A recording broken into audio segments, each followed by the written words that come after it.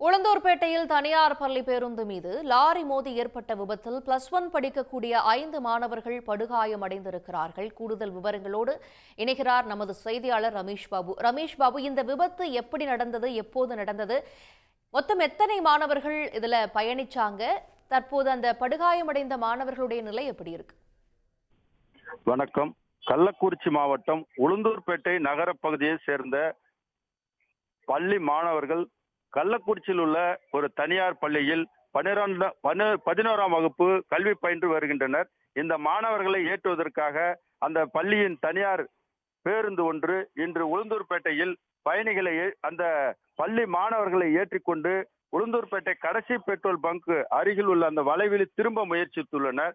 அப்போது அந்த வழியாக விழுப்புரத்திலிருந்து உளுந்தூர்பேட்டை நோக்கி வந்த ஒரு லாரி எதிர்வாரமாக பள்ளி வாகனத்தின் மீது மோதியது.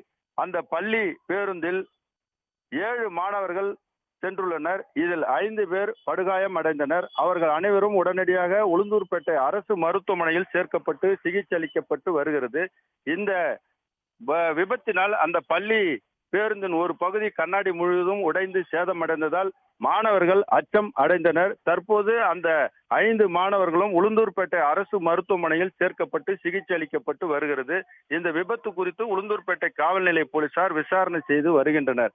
பள்ளி பேருந்தின் மீது லாரி மோதி ஏற்பட்ட விபத்தில் 11ஆம் வகுப்பு படிக்கும் மாணவர்கள் படுகாயமடைந்த சம்பவம் உளுந்தூர்பேட்டை பகுதியில் பெற்றோர்களிடையே பரபரப்பினை ஏற்படுத்தியது.